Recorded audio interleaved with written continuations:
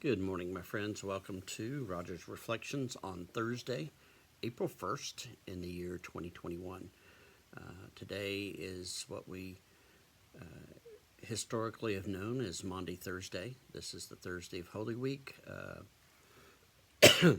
We commemorate the Last Supper and some of Jesus' teachings there.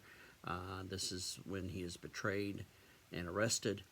And just a powerful time in the life and the story of Christianity. And so we prepare for Good Friday and for Easter Sunday.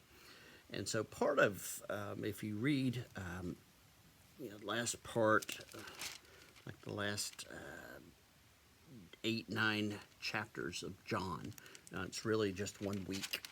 Starts with his entry, John 12, entry into Jerusalem, Palm Sunday, goes through all that, goes through the Lord's Supper, washing of the feet, and then there's a lot of teaching going on here in John.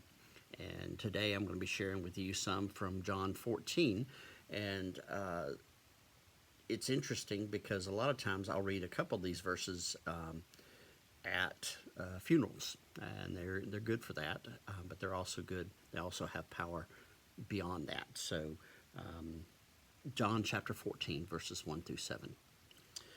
Do not let your hearts be troubled. Believe in God. Believe also in me.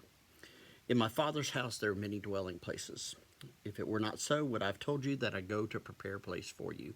And if I go and prepare a place for you, I will come again and take you unto my own, so that where I am, you may be also. And you know the way to the place where I'm going. Thomas said to him, Lord, we don't know where you're going. How can we know the way? And Jesus' response to him was, I am the way, the truth, and the life. No one comes to the Father except through me. If you know me, you know my Father also. From now on, you do know him and have seen him. Jesus' response, I am the way, the truth, and the life. And he says, don't let your hearts be troubled. Don't be afraid. Believe in God, believe in me, for I am the way. His disciples that evening were in uncharted territory. They knew something was going on. That whole week had been tense. He had just said one of them was going to betray him, and so they were just uneasy and afraid. And we get that way when we don't know where things are going. We get that way. Our hearts do get troubled. We are afraid, and Jesus says, you don't have to do that. Believe in me. Believe in God.